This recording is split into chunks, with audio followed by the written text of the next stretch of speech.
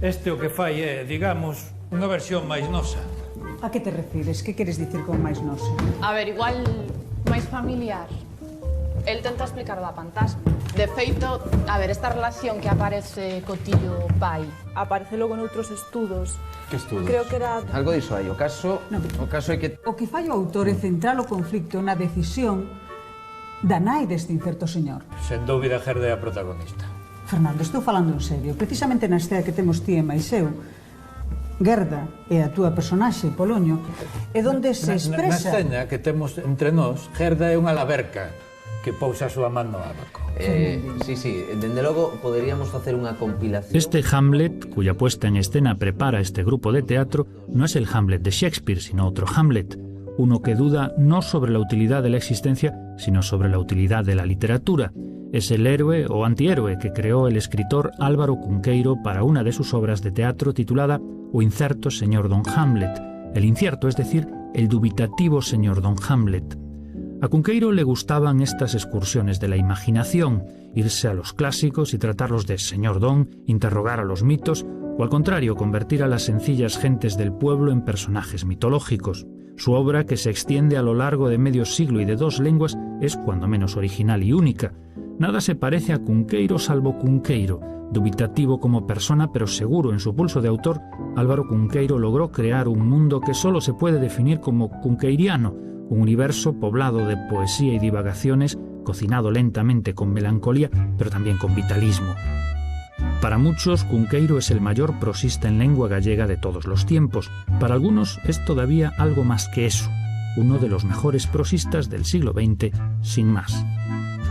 Yo nací entre los zuecos y los relámpagos, en la mitad de la noche, 47 días después del primer aeroplano.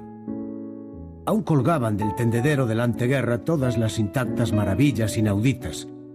Yo traía mis 2 ojos en mi sitio y mi cuerpo izquierdo con ágil juego indeciso de los codos. Cuando yo nací, tan solo a 12 cosas les faltaba el nombre preciso, y yo llegué con un hueco en la frente y en la mano para encontrar la indefinición de sus claridades navegantes. Cunqueiro vino al mundo un día de 1911 aquí, en esta pequeña ciudad de Mondoñedo, en el norte de Galicia. Si en otros autores el lugar de nacimiento no tiene demasiada importancia, en este caso sí la tiene, y mucha, y no solo porque Mondoñedo modelase en muchos aspectos la imaginación de Cunqueiro, sino porque Cunqueiro también modeló Mondoñedo en muchos otros. Igual que hay personajes que van en busca de un autor, también hay ciudades que hacen lo mismo, y si Mondoñedo tiene un autor, desde luego es Álvaro Cunqueiro. Mi padre era farmacéutico en Mondoñedo, era un gran botánico y yo con él pues aprendí a herborizar, íbamos de paseo y me iba diciendo, esta hierba, pues mira, este prado es la Festuca pratensis, esta hierba es la Dactyloglomerata, esta seta está, cual, etc. De modo que yo aprendí, me supe todos los árboles, todas las hierbas del París y todos los pájaros. Es decir, cosa que unha ciudad non pode ofrecer a un niño. Álvaro Cunqueiro decía que a viaxe a Mondoñedo nunha época que non había as infraestructuras que hai hoxe, pois que era unha viaxe no tempo. Mondoñedo é unha cidade con tiempo dentro, que ni París ni Londres existirían si Verlaine non hubiese escrito algunos versos que realmente le confirieron a París la capacidad de ser París, o alguna novela de Dickens que hace que Londres sea Londres, ¿no? Tras Cunqueiro, Mondoñedo es distinta, y es distinta para ser más Mondoñedo. Cunqueiro xa iniciou, por así decirlo, unha actividade vanguardista en Mondoñedo na súa mocidade, fundando a que el chamou Oficiña Lírica do Leste Galego, non? Que tiña iniciativas pues, moi curiosas, de tipo editorial, mesmo revistas en forma de tarxetón, non? Como, por exemplo, a chamada Papel de Color, dedica 2 números a Manuel Antonio, o primeiro e o terceiro, o cal quere dicir que existía unha clara sintonía realmente de Álvaro Cunqueiro coa vanguarda en xeral e coa vanguarda galega en particular. Tuve esa etapa de poemas sentimentales y tristísimos, que es un lujo que solo se puede permitir la juventud.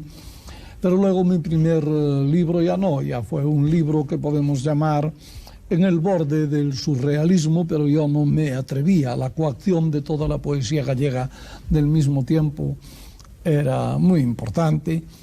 y claro, uno parece que no se atrevía a disparar sus escopetas, que fue en Mar o Norte, un libro pequeñito, pero con poemas, algunos de los cuales hoy yo recuerdo todavía. Sol, 5 fiestras colgadas da mesma alba rosa, vivas, intactas, núas, con arelas de mans, como espellos de mastros. Sombra, 5 fiestras colgadas da mesma alba turba, quedas, chás, duras, sin afáns de presencia, sin afáns de fuxida.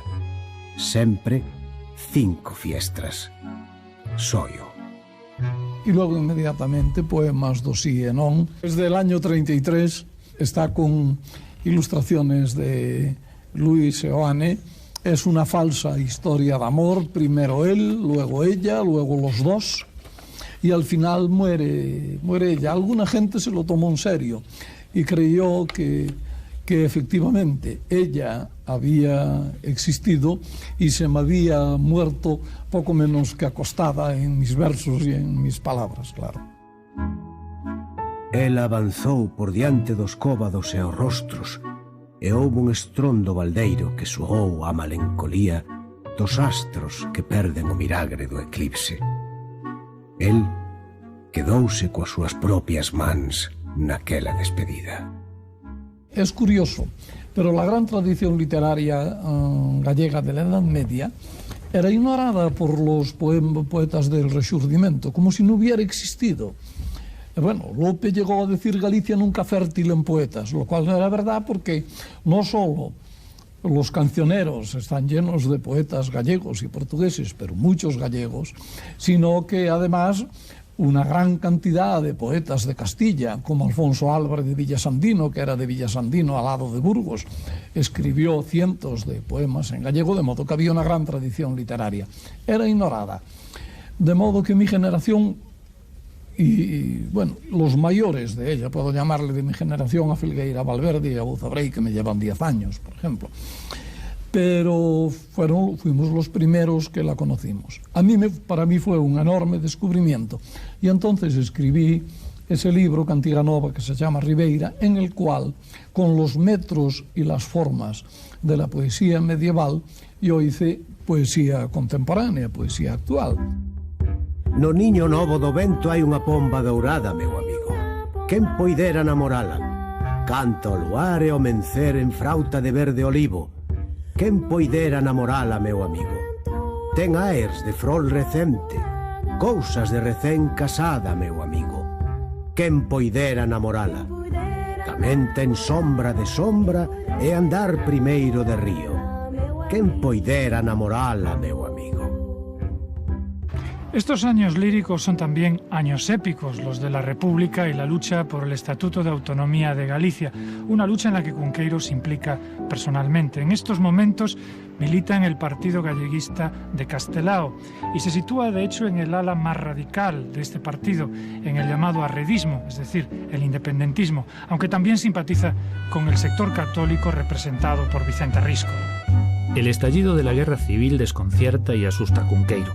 El partido galleguista es perseguido y algunos de sus líderes, como Alexandre Bóveda, son asesinados. El idealismo de Cunqueiro no sobrevive a esta prueba y, como otros miembros del ala conservadora de la organización, el escritor se pone a salvo acercándose a la falange. Ahora todos somos antifranquistas. Si me pilla todo aquello con 20 y pocos años, pues no sé exactamente cuál sería mi posición política, porque todos nos imaginamos en el papel del superhéroe en situaciones malas, ¿no? Pero a veces no sucede. Parece ser que él tenía un pouco de medo ao ambiente.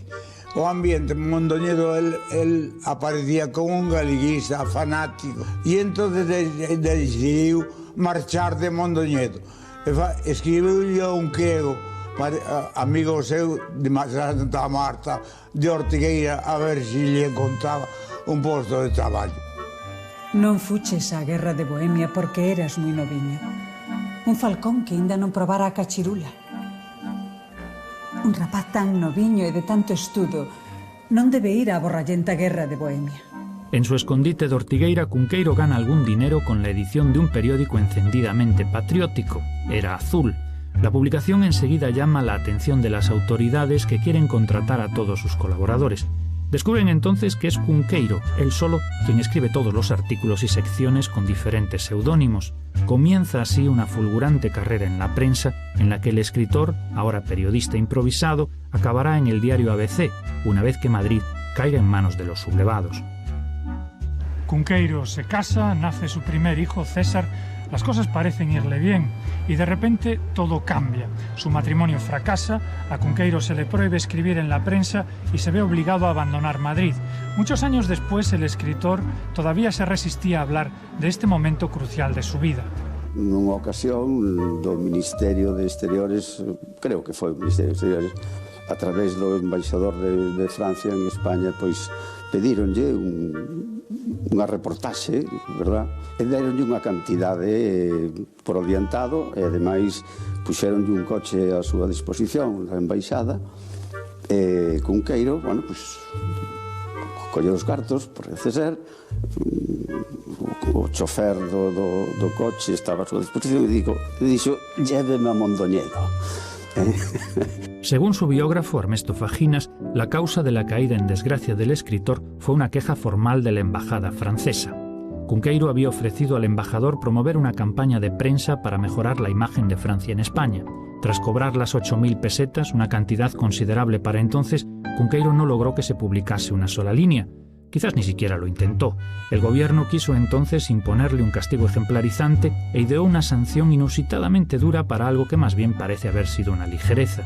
A Cunqueiro se le retira el carnet de prensa, a la vez que se cursa una circular a todos los medios para que no se le dé trabajo ni se le publique. La Falange decide expulsarle, pero es entonces cuando se descubre que no había llegado a afiliarse nunca, solo había fabulado con hacerlo, algo bastante propio de Cunqueiro. Cunqueiro se ve obligado a refugiarse en Mondoñedo, que es como si fuera a refugiarse a su niñez feliz. Benvidos a Elsinor, señores. Aquí en Elsinor todo temos pechado por mor do vento. Non hai no mundo lugar máis venteado que Elsinor. Todo ten que estar dentro. A xente, o gado, o xardín.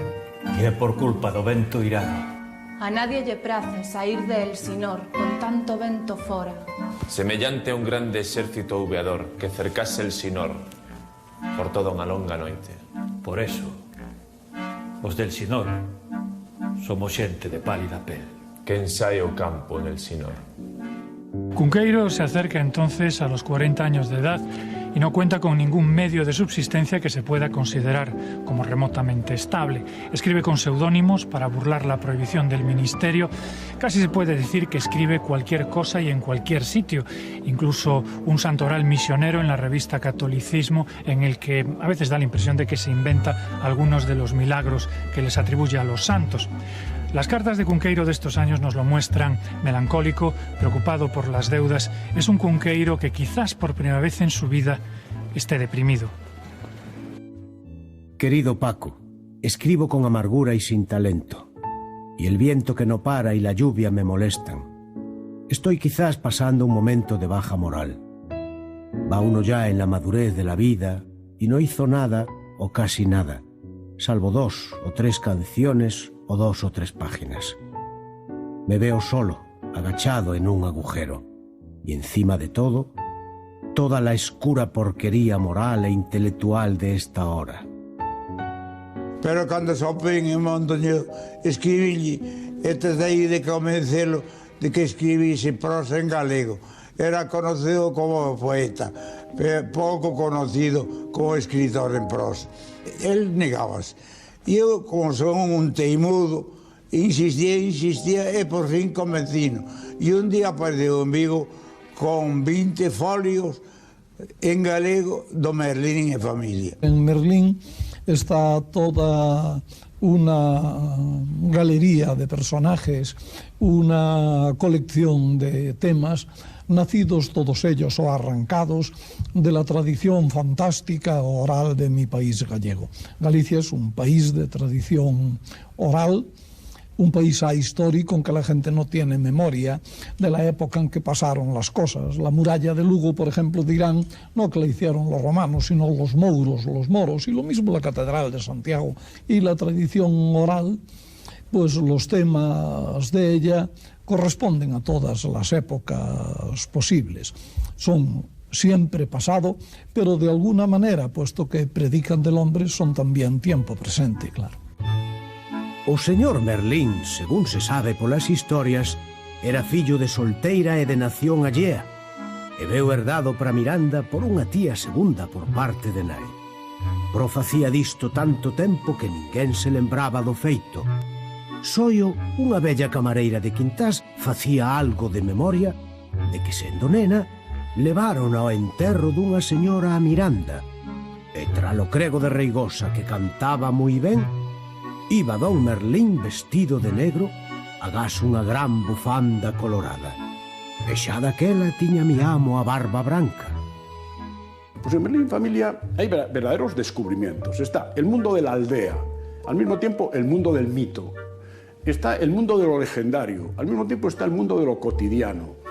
Está un tratamiento, una voz que ve las cosas con ironía y con ternura, con humor y con distancia. Bueno, por otra parte, Merlín y Familia es una historia de aprendizaje.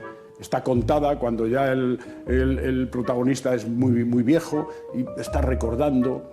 Y yo creo que está también esa cosa tan cunqueiriana que es la capacidad para encabalgar historias. Merlín y Familia es una maravilla, ¿no? Es de una exactitud y de un realismo prodigioso. Yo siempre defenderé que Álvaro Cunqueiro es un escritor naturalista, con una capacidad de observar el campesinado única. No solo el campesinado, no solo los tipos, sino la forma de razonar de los campesinos. Al año siguiente, en 1956, da a la imprenta As Crónicas do Sochantre, las Crónicas del Sochantre, que transcurre en la Bretaña de los tiempos de la Revolución Francesa. Su protagonista es un típico antihéroe cunqueiriano, un humilde músico que poco a poco se va dando cuenta de que las personas que le acompañan en un viaje son en realidad almas en pena que le van contando cada una su historia. Yo no había viajado todavía a Bretaña, de modo que inventé un paisaje bretón, y cuando fui por primera vez y por segunda a Bretaña, vi que había acertado plenamente. Es decir, yo había contado una Bretaña que existía. Hasta el vado del río Olne, por ejemplo, tenía las mismas piedras que yo había dicho, y yo no lo sabía por nada y por nadie. Bueno, pues ese fue mi descubrimiento de Cunqueiro. Y descubrí, bueno, pues una literatura realmente que se salía de todo lo que se estaba haciendo en España en aquel momento. Pues había un mundo fantástico, un aprovechamiento de la leyenda de la Santa Compaña, estaba lleno de historias maravillosas, fantásticas. No era exactamente una novela, ni era un libro de relatos, había teatro interpolado, había apéndices. Bueno, aquello era un género nuevo. O Sochantre, antes de ir de paseo por aí cos mortos naquela carroza por Bretaña adiante, está soñando que veñen os revolucionarios franceses que están no momento da revolución e que lle cortan a cabeza. É un soño moi bonito, é como comenzou a historia. Cortanlle a cabeza e enfíana nunha lanza e van baixando pola escaleira, pero como a escaleira é estreita vai batendo a cabeza arriba, non? Entón el refai o soño, corrixe a posta en escena e di, así non está ben. O mellor é que me corten a cabeza e que logo me saquen pola ventana para que vexa a turbamulta como me cortaron a cabeza e que de aí veña unha lanza de abaixo e aí espétanme e xa vai máis limpo.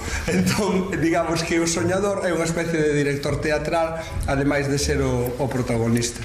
Está ese viaje estrambótico que tiene como un tipo de inventiva, que son pistas que a mí la verdad es que particularmente me han enriquecido muchísimo, que son pistas que andan entre lo surreal y lo expresionista. Es un libro muy clásico de él, porque ahí sí que están los fraccionamientos y lo que son las aventuras como muy predeterminadas, ¿no? Es un libro que tiene la unidad de la trama en estos cabalgadores disparatados, pero bueno, a la vez se van conjuntando todas las historias de ellos. Su siguiente libro es Se o vello Sinbad volvese ás illas, si el viejo Sinbad volviese a las islas, donde los relatos de las 1001 noches se cuentan en una taberna gallega y el contador de historias no es Xerezade, sino un tabernero que vende vino del Ribeiro.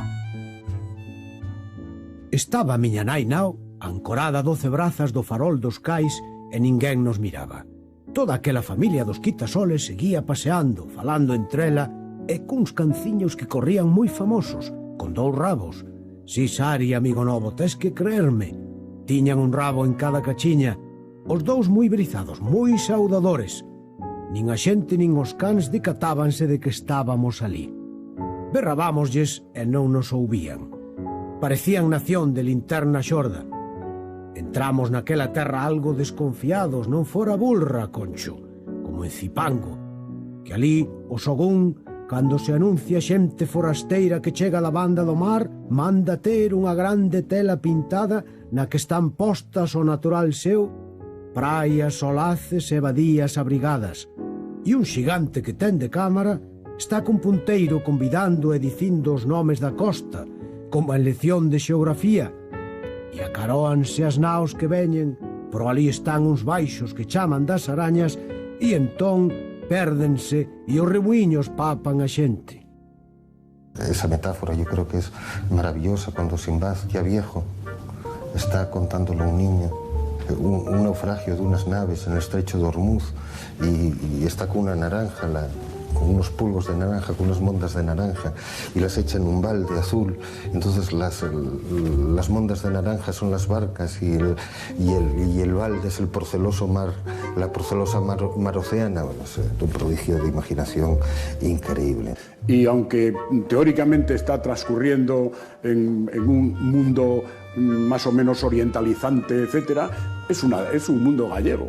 O sea, Cunqueiro utiliza la referencia local para construir un universo totalmente con una voluntad de comunicación general. Sinbad é o contador que usa todos os mecanismos da verosemellanza, que é decir, eu estiven ali. Entón, hai moitos indicios no texto que nos permiten saber que o vello Sinbad de Cunqueiro non é o Sinbad famoso, pero que el faise pasar, sobre todo diante dun neno. E o neno creelle todo menos unha cousa, a existencia das Illas Cotovías. Usa o sistema do teaser, non? De que chega un momento máis emocionante do relato de como se comportaban as ideas das Molucas cos mariñeiros arábigos, e neso chega a hora de ir para a casa e quedan ansiosos todos os do auditorio ata o día seguinte que conta como as ideas lle gusta brincar co umbigo, porque as ideas non teñen. O Sinbad que nos pinta Cunqueiro é o mariñeiro, o navegante xa retirado cando é vello no país de Volanda e que soña, intenta montarse un mundo ante os demais e ante si mesmo no que lle resulta difícil crer, e precisamente por iso ten a necesidade de inventar, ten a necesidade de soñar. Tal vez no Sinbad máis que en outras obras anteriores, aínda que sí, como en outras posteriores, se aparece dunha maneira clara e rotunda que o home morre cando deixa de soñar. Yo no creo en las musas, ni creo en eso que se llama la inspiración. Creo que uno tiene más o menos un cierto poder de vocación, se va cargando de memorias, sabe un escritor, yo por lo menos, para mí, que la verdad no basta, que hay que tener una memoria deformante y sobre ella construye el asunto, el tema y lo desarrolla. Ahora, yo creo que en él hay una nostalgia de los mitos, una gran nostalgia de los mitos y una convicción de que los mitos han desaparecido, de que el mundo ya no es mítico. Y yo creo que eso le da una mirada a lo largo de su obra cada vez más melancólica. El último Cunqueiro es un Cunqueiro que incluso acaba mal los libros, porque ya no creen incluso ni en el libro que ha empezado. Parece como si tuviese una ilusión por encantarse con el mito y según va desarrollando el libro se va desencantando, se va dando cuenta de que tal vez está acometiendo una labor que ya no tiene sentido. Para Cunqueiro os mitos non son algo do pasado, son algo que nos está a ocorrer agora mesmo a todos. Diante de nós temos Orestes, nós mesmos podemos ser Edipo, o sea, conviven Marco Polo pois con Cicerón ou con Hamlet ou con María Antonieta ou con Abel Otero. Son mundos que empiezan y acaban con él, ¿no? Él tiene un reflejo o un espejo peculiar para ver con ese sentido cosmopolita o universal todo lo que es la herencia europea y la herencia de las leyendas y de los mitos que vienen de fuera y que se recrían en nuestro noroeste. Eso es una materia que le da a él una gran personalidad. A estancia de Merlín, donde Merlín exerce os seus poderes de meigo, verdad, de profeta, etc., é como unha bola de cristal. Fora da cal está a vida doméstica normal, que Cunqueiro pues, trata tamén con toda naturalidade, non? Pero escritor en gallego o en castellano, este es un asunto que se ha suscitado algunas veces, el de la lengua literaria de Cunqueiro. Sí, existe unanimidad en considerarle un maestro de los dos idiomas, pero ¿era realmente Cunqueiro un escritor bilingüe? Si hemos de creerle a él, no. Recuerdo una entrevista en El País, ¿no? Di, no soy un escritor bilingüe, mi lengua es el gallego. Tú cotejas Merlín y familia en gallego y Merlín y familia en castellano, y son la misma novela, pero son dos novelas diferentes. Él maneja las dos lenguas con una maestría singular. Incluso hace que el castellano suene un poco a gallego, lo cual le da una gracia especial al castellano de Cunqueiro. Decía que una lengua le tenía que saber a pan. Y entonces eso ya te hace una declaración de intenciones que a partir de ahí, si no quieres a un personaje como ese, es que no puede ser de nosotros. Ao ser un escritor bilingüe non foi a obra en castelán, por exemplo, non é considerada moitas veces desde o contexto galego, e a obra en galego non é tampouco considerada polo mundo en español, e tampouco porque desde fora considerano claramente un escritor galego, e entón non entra nos planos de estudo a nivel español. Cunqueiro tiña que vivir da escritura, non podía permitirse escribir só en galego por puro impulso emocional ou por puro apego á terra e ás cousas de Galicia. Cunqueiro tivo que escribir en castelán para poder vivir. Yo creo que Cunqueiro asumió un compromiso, el de escribir en su lengua y de escribir bien y de ofrecer una imagen profunda de lo que él llamaba, un poco admirado, el ser gallego, que en realidad es en lo que indaga Cunqueiro es en la condición humana sin más adjetivos. Eu penso que é un erro. Desculpa, pero é así. Iso vai confundir o público aínda máis. Home, está claro que se refire a ela. O público con que haxa un coro xa non vai entender nada. Don Hamlet fue un extraño fruto de la imaginación de Cunqueiro. En su revisión del mito shakespeariano, el autor incorpora ideas freudianas de culpa, adulterio e incesto que escandalizaron a los censores de la época. La obra, de hecho, fue inicialmente prohibida debido a una denuncia por inmoralidad. Enviada a Madrid para su prohibición definitiva, los censores madrileños creen que se trata de la obra clásica de Shakespeare y la aprueban sin leerla. Sin embargo, nunca ha llegado a ser una obra popular. Para muchos es demasiado oscura y difícil. Pois eu creo que unha das dificultades está na propia escrita de Cunqueiro, que él está comentando a de Shakespeare, parece a mí. Entón hai cousas que non conta, que as dá por sabidas. A escena dos comediantes italianos escandalizándose do atrevida que é a obra que lles escribiu Hamlet, na miña opinión é superior ao de Shakespeare. Eu creo que hai unha identificación entre o personaxe de Hamlet e o propio autor. Non nos detalles, nas anécdotas, nas historias, si na maneira de presentarse ante o mundo, o dura que é a vida, o difícil que é vivir, o avalar entre o sí e o non. El, de feito, di nunha entrevista, cando di eso de que había moito vento no Mondoñedo cando eu escribín o Hamlet, e dicía, sempre escribín a obra realmente para explicarme a min mesmo ese espantoso tema. En el tiempo que le tocó vivir a Cunqueiro, y salvo para algunos amigos suyos, como Néstor Luján o Joan Perucho, la imaginación no estaba de moda. La pasión del autor por soñar y fabular iba a contracorriente de la literatura que se hacía en ese momento, sobre todo en España, donde dominaba la novela social y realista. Para una generación de intelectuales, para los que en el arte todo tenía por fuerza que ser deliberado, no era creíble que un escritor no tuviese un compromiso. Y sin embargo, Cunqueiro era, en cierto modo, un escritor comprometido con su propia imaginación. He sido siempre muy consciente de lo que hacía. Y aunque parezcan mis libros que a veces me apasiono, yo he calculado con mucha frialdad la dosis de fantasía, de imaginación, de libertad creadora, con el realismo, con el contrapunto realístico absolutamente necesario para que la fantasía se sostenga sobre esto. Que esto lleva a la monotonía en muchos casos. Ya lo sé, yo no me aplico a mí porque no soy un gran escritor, aquella frase de Dino Bucciati que decía que todo gran escritor es espléndidamente monótono.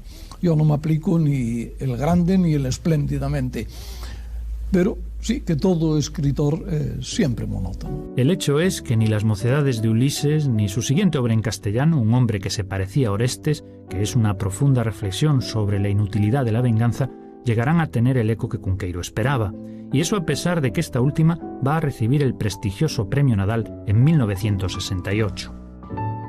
El muerto puede ser Orestes o no serlo. Lo que importa es que tú tengas la seguridad o la esperanza de que lo haya sido. Unos días estarás cierto de ello y otros no, pero con las dudas tu vida será diferente. Un hombre que duda es un hombre libre, y el dudoso llega a ser poético soñador por la necesidad espiritual de certezas, querido colega. La filosofía no consiste en saber si son más reales las manzanas de ese labriego o las que yo sueño, sino en saber cuál de las dos tienen más dulce aroma. Pero me parece que intenta como una especie de realismo dentro de su peculiar manera de trabajar, ¿no? Y ese realismo en el cual me parece que hay muchos anacronismos, continuamente están surgiendo elementos anacrónicos, ¿no? Yo creo que es muy interesante en la creación de la atmósfera. Yo creo que es una novela donde la atmósfera no es contemporánea ni deja de serlo. No pertenece al mundo clásico ni deja de pertenecer. Yo creo que eso me parece de una gran maestría. Pero el Orestes con el que comienza el libro no es Orestes, sino un hombre que se le parece, y el verdadero protagonista no hace acto de aparición hasta casi mediada la novela. De nuevo el juego de las identidades, la duda hamletiana y la reflexión sobre la condición humana que se aproxima, puede que sin quererlo, al existencialismo. Cunqueiro, dentro do pensamento cristián e católico, no que él, de alguna maneira, pois sempre estivo adscrito, boa parte da súa vida estivo adscrito, pois encaixaría esa visión situacionista, persoalista, non? Da escola de Munier e particularmente de Gabriel Marcel. Non entende ou non concibe ou non xulga ao ser humano fora do seu contexto, das circunstancias que efectivamente fan que este sexa así. Neste sentido, Cunqueiro coincidiría, por exemplo, co pensamento de outros católicos heterodoxos, non?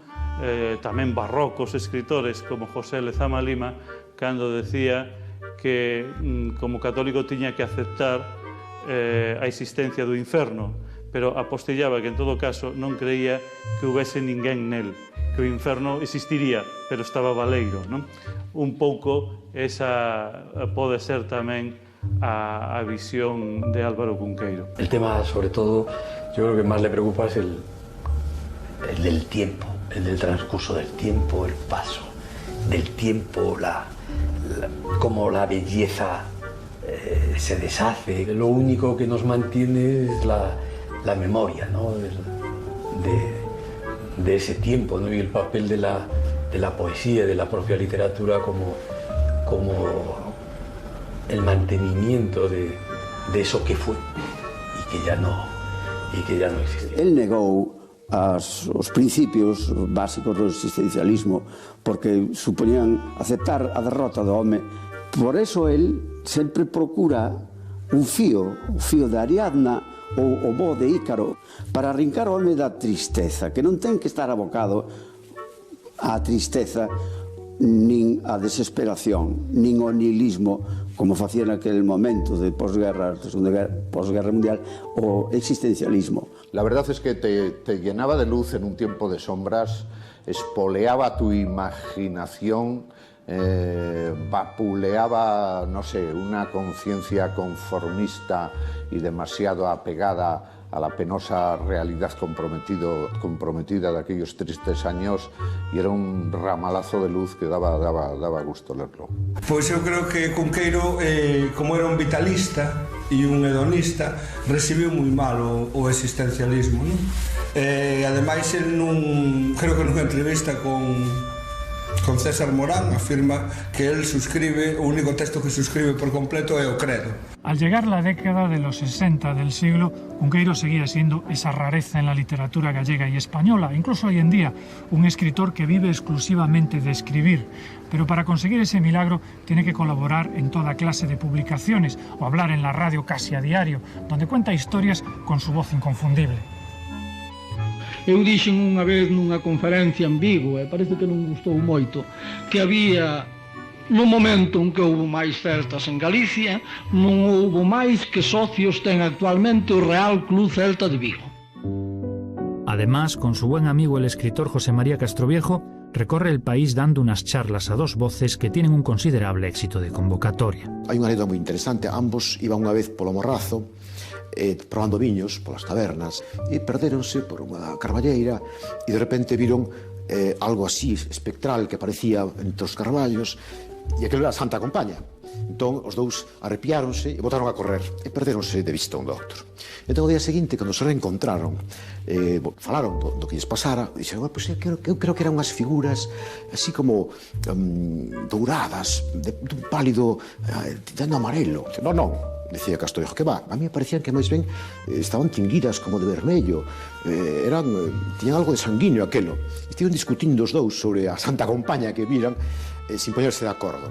Ao cabo, repararon en que o que pasara fora que Castroviejo estivera bebendo viños tintas femias, e dai esa irisación vermella que tiñan as sombras que el percibeu, tanto que Cunqueiro tomara albariños, e por esa razón as formas espectrales tiñan esa apariencia máis pálida amarela. Cunqueiro se interpreta a sí mismo. Es un hombre que se parece a Cunqueiro y que se ha obligado a vivir en el mundo de fantasía, de erudición e ironía que ha creado en su obra, tanto por placer como por necesidad. Porque lo cierto es que Cunqueiro se ha atado a una dura vida de jornalero de la máquina de escribir. Una vez más, serán los amigos los que vengan a rescatarle. En este caso, será Cerezales, que le ofrece un trabajo de redactor en Faro de Vigo. Tras 13 años de travesía en el desierto, Cunqueiro vuelve a ser lo que en el fondo nunca había sido, periodista. Él estuvo 5 anos de director do periódico, eso non lle gustaba, dirixir un periódico. Esos asuntos de compaxinar páxinas, falar de cíceros, corondeles, medianiles, eso non lle interesaba nada. Él era un hombre un literato liberal, necesitaba tempo, non había reunións ás 11, a ver que damos na primeira páxina, tal, todo eso non lle interesaba moito, o periodismo, digamos, profesional. El reconoce que aceptou a dirección do Faro sus 5 anos para cubrir unhas necesidades económicas. Se convierte en costumbre que cuando hay un hueco en el enmaquetado suba un mecánico de los talleres a pedirle a don Álvaro un artículo para llenarlo. Cunqueiro, con su facilidad para escribir en cualquier momento sobre cualquier cosa, teclea un artículo siempre de las dimensiones justas. En Faro Deportivo, el suplemento de fútbol del que también es director, escribe una sección en la que trata de anticipar los resultados de la Liga por medio de una baraja de tarot. Ha terminado la Liga y enfundamos la baraja. Hubo, como saben, la natural dificultad de adecuar unos tiros que estaban por tradición dados para amores, dineros, viajes, ausencias, etc., a un deporte como el fútbol. Muchas veces no era posible traducir. Una vez me salió que el Deportivo estaba embarazado. El resultado de todo esto es una obra periodística densa y original, una especie de erudición poética que constituye toda una enciclopedia cunqueiriana. Ahí es insuperable. Ahí, o sea, todos sus artículos, cualquiera de ellos es una pieza maestra. Entonces, Cunqueiro es un plusmarquista de la distancia corta, que es el artículo. Con un artigo se reflexa todo o conxunto da obra de Cunqueiro e reflexa, ademais, unha das características esenciais do seu mundo literario, que é a ausencia do tempo, porque e precisamente a ausencia do tempo na obra de Cunqueiro implica pois que non hai direccións privilexiadas, que un pode incluso comenzar polo final, polo medio, é unha paisaxe como un xardín que un pode percorrer en todas as direcciones. Cunqueiro é un home moi lido, cunha extraordinaria memoria e tamén coa gran fantasía, non sempre reproduce literalmente e fidedignamente os feitos, pero polo menos, se non é vero, é ben trovato. Los artículos de Cunqueiro son moi divertidos, son variopintos, tratan de todo, incluso parecen hechos por la voz de alguno de los personajes, de sus personajes, ¿no? Parecen, bueno, pues esa voz es una voz literaria. En cada columna de Cunqueiro está toda la obra de Cunqueiro. No se olvida de quién es, por mucha prisa que tenga y por muy alimenticio que sea el oficio de periodista. En los últimos tiempos he escrito muy poco porque el periódico absorbe completamente. Ahora tengo 58 años y quiero escribir mucho todavía antes de morirme. Eu creo, Manolo, que unha das cousas máis importantes que hai na cociña é usar cousas que estén en sazón. Home, claro. Por exemplo, este peixe que vas agora a preparar. Este é un peixe, este é rape. A finales de los años 60, el gastronómico es un género literario poco estimado por los críticos, pero muy valorado por los lectores, y es fácil entender por qué. En la España del desarrollismo vive la primera generación que no pasa hambre, y la nueva industria turística demanda textos que pongan en valor los productos locales. En otras palabras, Cunqueiro es un erudito de la cocina, pero también, o quizás sobre todo, es un hombre que disfruta realmente comiendo. Muchos años atrás ya había escrito, junto con su amigo Castroviejo, el teatro venatorio y coquinario gallego, reeditado más tarde como Viaje por los montes y las chimeneas de Galicia. Es un libro muy divertido. Castroviejo cuenta naturalmente cómo se caza. Él es un cazador nato. Es un animal venatorio ya por esencia, y yo cómo se cocina la caza. Pero es en la cocina cristiana de Occidente, que sale a la luz en 1969, donde Cunqueiro alcanza la cima del ensayismo en este género. En las leyendas atlánticas se asegura que el congrio y el rodaballo son bebedores de aguardiente de algas rizadas. Ese aguardiente que el martín y la gaviota fabrican en las rocas, en las cíes de Vigo, en Valentía de los españoles de Irlanda o en la isla de Ons, que tiene en verso Illa de Ons preñada do mar, que saben todas las olas de la ría de Pontevedra. Ons se ruboriza y se tapa el rostro verdimoreno con una mano de niebla.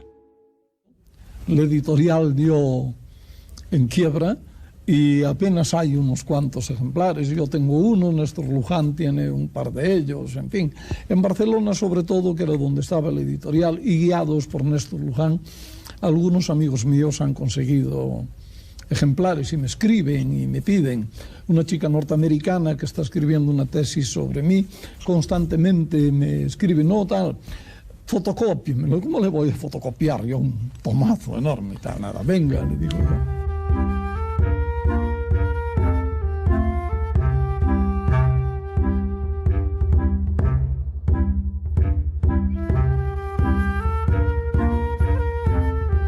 Yo creo que es el primero que realmente fabula con la cocina. Y entonces él de alguna forma empieza a convertirse en un narrador fabuloso porque habla de las cosas que nadie sabe. Y él lo pone encima de la mesa de alguna manera imaginariamente atractiva. Yo creo que es el primero que es consciente de la raíz gastronómica como tal y de que ella no deja de ser otra cosa que además que a veces es una bandera cultural. Cunqueiro forxa unha sensibilidade gastrocultural, creo eu, de forma particularmente brillante.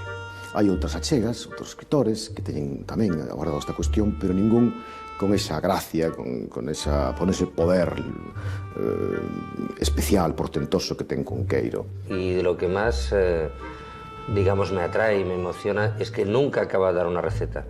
Nunca, que cuando intentas hacer realmente una receta de Cunqueiro no sale nunca, porque ha habido más imaginación que realidad en la mesa. Y en el fondo es verdad, cuando tú comes lo que te acuerdas es lo que le vas poniendo los recuerdos. No vas haciendo las recetas exactas, no hay todavía la memoria que existe hoy en día, en donde todo es matemático. Aquí todo es fábula. Él piensa cómo comían los reyes, cómo comían las señoras, cómo comían las damas, cómo comían los pintores. Pla decía que él consideraba a cociña como un resultado, como un resultante. O proceso se lle escapaba, ¿no? Cunqueiro tampouco cociñaba.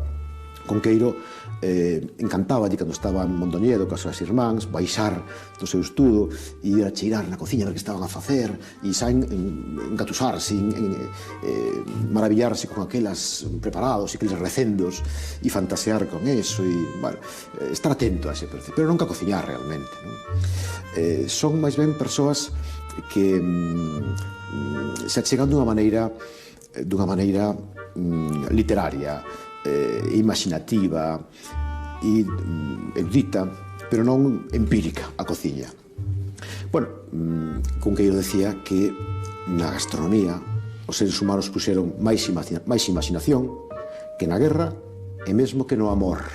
Eu mesmo recordo no tránsito dos anos 60 ou 70, na miña adolescencia, non sei exactamente en que anos, como anunciaba, por exemplo, o viño do Ribeiro, non? Trouxo consecuencias moi adversas para él. De feito, hai un rumor insistente de que él non entrou na Real Academia Española a causa desa visión folclórica ou trivializadora que lle ocasionou, que lle provocou ese anuncio, ese spot para a prol do viño do Ribeiro. Cunqueiro está creando en estos años otra parte de su obra, una en la que el pueblo gallego, la Galicia rural en concreto, pasa a ser el protagonista. Se trata de invertir el proceso creativo que había ensayado hasta entonces. En vez de humanizar el mito, lo que hace es mitificar lo humano. Los sencillos personajes de la Galicia rural que él había conocido como niño pasan ahora a convertirse en trasuntos de héroes y leyendas. Este libro salió primeramente en gallego con el título de Xente de aquí e da colá. Son unos 40 retratos de gente gallega, la más de ella alunada y mágica, creedora en prodigios, depositaria ella misma de poderes mágicos, y creo que, sin duda ninguna, el conjunto da un retrato muy veraz de un cierto tipo de gallego, de ese gallego creedor y mágico del que he hablado tantas veces. E amosoulle a Guerreiro o puño do paraugas, que era un rostro humán con barba de pelo e ollos de cristal, e a boca, colorada e aberta, parecía dun home vivo. «Vai a boca», dixo o Guerreiro. «Paraguas, saca la lengua», dixo un castelán o home. E pola boca aquela sacou o paraugas a lingua, longa e roxa como a dun can que lambeu moi agarimosamente a man do pequeno. O home quitouse a boina e puxo adiante de Guerreiro, que embotou nela unha peseta. «Que trampa ten?», preguntou Guerreiro, que era moi curioso. O home riuse. «Non ten trampa, home, que é o meu cuñado Xacinto». Yo en Cunqueiro, en la obra de Álvaro Cunqueiro, en Xente de aquí a colá, descubrí el verdadero realismo, ¿no? Que es una aproximación maravillada a la maravilla del mundo. O sea, yo no había visto a nadie culto escribir narraciones desde esa perspectiva. Aún tenía 16, 17 años, aún no había leído a los autores del boom americano, que leí posteriormente, y del realismo mágico y todo esto. Y yo, pero sí ya había leído, por ejemplo, soy asturiano, y como asturiano, pues, con unas preocupaciones sociales pues muy marcadas, y había leído a Solá, si había leído a Flaubert, si había leído a Clarín y a Sá de Queirós, y tenía una idea un tanto extraña del realismo, ¿no? Un tanto extraña, que es, por cierto, la ortodoxa que tienen en las facultades de filología. Con el tiempo, la trilogía que comienza con Xente de aquí a colá se irá haciendo un lugar de honra en la literatura, en gran parte como testamento poético de un mundo crepuscular, el de la aldea gallega. Pero su obra en castellano de estos mismos años seguía sin ser reconocida en el panorama literario español. Y eso que aquí hablamos de lo que fácilmente podrían considerarse dos obras maestras: su fantasiosa recreación del Renacimiento italiano, Vida y fugas de Fanto Fantini, y la que quizás sea su obra narrativa más críptica y rica en referencias, la densa y compleja El año del cometa con la batalla de los 4 reyes. Fue hace 2 veranos. Salía de detrás de una cortina uno que pasaba por ciego, pero no lo era, y se ponía a gritar en verso si no habría en la ciudad una moza que lo guiase por los caminos. Era muy alto y tentaba el aire hasta dar con unas flores que había encima de una mesa, a las que tomaba por testigos indiferentes de su desgracia. Dijo que se clavaba espinas de aquellas rosas y pidió a unos santos antiguos, que nombró por orden, que las yemas de los dedos se le volvieran ojos. Las gentes lloraban y una pupila de la calabresa, aquella larga, flaca, de ojos azules que se hacía llamar la joya, se levantó ofreciéndose. El hombre dejó de hacerse el ciego y le dijo a la joya que se sentase, y que siempre había en provincias una sentimental que le jodía la apoteosis. Sin embargo, se compadeció al ver a la muchacha de pie en el palco, con los brazos abiertos, y le tiró una rosa antes de seguir el llanto. Pues aquel actor gastaba pantalones rojos con una cinta negra por debajo de las rodillas. É o comenzo extraordinario do ano do cometa, que encontran os guardas, disparanlle a un tipo que quer pasar unha fronteira ilegalmente. Mátano e entón van a esperar ao xuiz e van fumar uns pitillos do morto, que encontran que o morto ten tabaco, e ten uns pantalóns vermellos. E di un dos guardas: estes pantalóns utilízanse nas terras do Oriente. E di outro: tamén se utilizan no teatro. E di: e cando fostes tú ao teatro? O ano pasado, nas festas. Había un que era forasteiro que saía detrás dunha cortina finxíndose cego e gritando en verso se non habería nesta terra algunha moza que por caridade o quixese conducir, e logo topaba con unhas flores que había no medio do escenario e poñías por testemunhas indiferentes da súa desgracia, e quería que os dedos se lle volvesen ollos para apreciar a beleza das flores. E nesto, a Perla, que é unha que traballa na casa da calabresa, levantouse e ofreceuse ao actor, que deixou de finxirse cego e dixo: en provincias nunca falta unha sentimental que me jode la apoteosis. Tal vez é o maior esforzo de pensamento e autocuestionamento que fixo Cunqueiro con este personaxe, con Paulos, ¿no? Con Paulos, que tamén morre cando deixa de soñar. Quizás el pesimismo que exhala el año del cometa pueda tener algo que ver con su estado de salud, que se había ido deteriorando en el curso de los últimos 10 años. Aquejado de serias dolencias, el escritor no se cuida lo suficiente. La cocina, su gran pasión, es también su gran enemiga. El escritor, que se sabía todos los secretos de los curanderos de Galicia, no podía curarse a sí mismo. Y semanas antes de morirse, yo fui a Vigo y a su casa, a su piso de Marqués de Valladares, y subimos, iba con mi mujer, con Mercedes, nos abrió la puerta y lo vi que estaba escribiendo en su máquina de siempre, y le dije: ¿qué estás escribiendo? Y dice: no, es que me han perdido el libro que mandé a destino, lo han perdido y debo volverlo a escribir. Y dice: pero no, ¿y no hacías copias? No, yo nunca he hecho copias, y lo cual quería decir que él mandaba los artículos sin copia, los libros, las novelas sin copia, él lo escribía todo y lo hacía, y si se perdía, pues pasaba eso, ¿no? Visiteino na súa casa, estiven falando con él estaba xa moi mal, aínda que cunha consciencia absoluta, consciencia de todo, consciencia da realidade de todo, e tamén consciencia da situación que el tiña. Entón, pois, para min foi moi emocionante, moi emotivo, foi o mellor galano de reis, como lle dixen, que tiña facerlle esa entrevista. Vin ao home, vin o autor literario que eu lera, que eu admiraba, pero vin ao home tamén con esa afabilidade, esa humanidade que tiña. E claro, despois tamén a frustración foi que eu me despedira del pensando nunha segunda entrevista, e esa segunda entrevista xa non lla poden facer porque morreu 50 días despois, non? O meu descubrimento de Galicia vai un pouco unido ao mapa de Fontán que había en Anacos nos claustros do Instituto de San Marco en Lucos, cando este ao bachillerato. Iso sale en Arredor de Si, Otero Pedrallo, do mapa de Fontán. Sí, pode ser. Entonces, eu recordo que seguía o curso do Miño no curso dos ríos e tal, etcétera, que foi a primeira vez que tuve eu conciencia de Galicia xeográfica, por decir así. E tuve sempre unha gran emoción diante dos ríos. Hay unos versos de Cunqueiro que creo que son de los últimos que escribió, ¿no?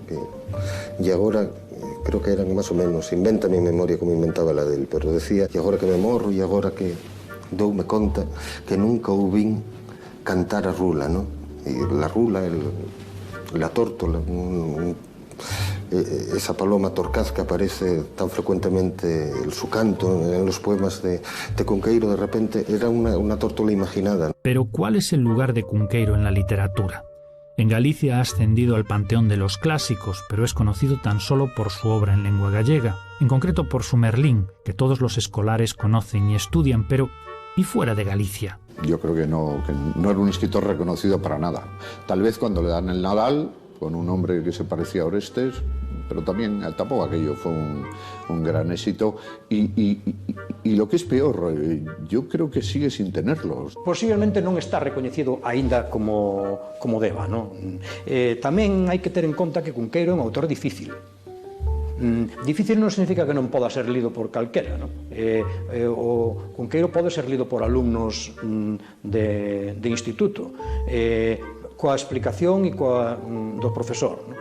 E sin el, pois, pode que tamén, pero con máis dificultades, non? É un autor difícil porque utiliza un léxico complexo, unha fraseoloxía complexa e tamén utiliza referencias literarias, míticas, que non todo o mundo coñece. Eu comecei a ler Álvaro Cunqueiro. Eu fiquei absolutamente impressionada com a sua obra. É uma obra que me parece de uma extrema originalidade, singular. É uma fusão rara de uma imaginação culta, uma imaginação erudita e uma maneira de ver o mundo quase cósmico, universal, cosmopolita, sem perder as características rurais, sem perder as grandes tradições galegas, sem desconsiderar a tradição oral que em Galícia é tão forte.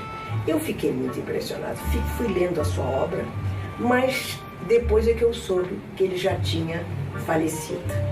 Tive uma pena imensa, não tanto que a obra dele dependesse de eu conhecê-lo pessoalmente, mas que eu teria desejado ouvir sua voz contando-me como ele elaborava a imaginação. Não uma imaginação vazia, fátua, que logo se extingue, mas aquela imaginação que nele tinha substância, tinha pilares. Era uma imaginação que se servia do mundo para falar do mundo. E fui lendo e me preparei sempre para conhecê-lo melhor. De modo que eu estou muito aberta a ele, a sua obra, e sempre desejosa que as pessoas possam consagrar cada vez más ese seu texto. Yo he sido muy defensor, muy valorador, y no ha habido tribuna a la que no me subiera a proclamar mi herencia cunqueiriana. Y no, sí, generalmente siempre había un público impávido que no tenía ni idea de la referencia de lo que yo estaba haciendo. Bueno, esa ha sido una parte del destino de escritor de Cunqueiro. Hai que ter en conta que Cunqueiro tamén é un escritor estilista, é un escritor que lle dá moita importancia á lingua, e iso sempre limita a hora da súa divulgación noutras linguas. De feito, outro escritor universal e genial nacido en Galicia como é Ramón del Valle Inclán, moitas veces padece tamén desta limitación, non? Porque, claro, é un virtuoso da lingua e estas virtudes non son traducibles. E hai que dicir outra cousa, que Cunqueiro é dos poucos escritores que ten nos seus seguidores constituído unha secta, como pode ser os prustianos ou os joicianos, non? Que incluso en Mondoñedo pois hai uns camiños, hai un vía crucis, por así decirlo, que se pode percorrer en Mondoñedo, e que moita xente vai cos libros na mão, coas guías que fixo o Concello.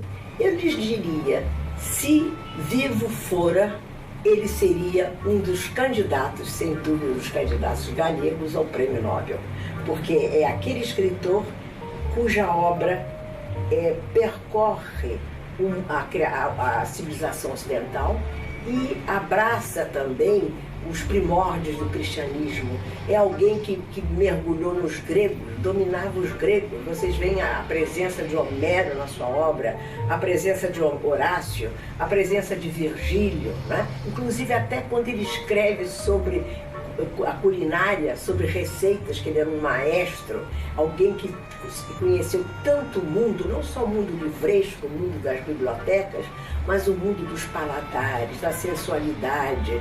Ele era capaz, de repente, de fazer de um conejo, de um coelho, leitmotiv de um pensamento reflexivo extraordinário. Então, lendo a obra dele, relendo a obra dele, eu sinto que estou diante de un grande escritor. De hecho, una parte de su obra ha quedado en este mundo de la imaginación. Está aquella novela del oeste que no llegó a terminar y en la que los vaqueros hablaban castellano y los indios en gallego. Aquel libro que decía que tenía casi acabado y que se titulaba La taberna de Galiana, pero que tampoco escribió. Su versión de las mocedades del Cid y de las mocedades de Fausto, que debían completar la trilogía iniciada por las mocedades de Ulises, pero que tampoco escribió, y también aquel libro de memorias del que hablaba en los últimos años de su vida, y que iba a ser la historia de un hombre que recordaba su vida no como había sido realmente, sino como él la había imaginado. No lo escribió tampoco. Tan solo pensó su título, y por cierto es uno de los títulos más hermosos de la literatura gallega, Cinza na manga dun vello, ceniza en la manga de un viejo, un título para un libro que no existe, o quizás sí, es el conjunto de la obra cunqueiriana. En realidad son unas memorias de la vida de Cunqueiro no como fueron, sino como en realidad él las vivía en su imaginación, y a la que puso como broche de oro un último verso, el epitafio que eligió para sí mismo y que se ha hecho famoso. Posiblemente no haya ningún escolar en Galicia que no lo sepa de memoria. E aquí xaz alguén que coa súa obra fixo que Galicia durase 1000 primaveras máis. Sí, Ofelia. Esta é a música, o luceiro, o cheiro das rosas de oriente nas noites de verán. Ofelia, ponte no meu lugar. Abondarame, Ofelia, hei de ser sempre un estudante enamorado.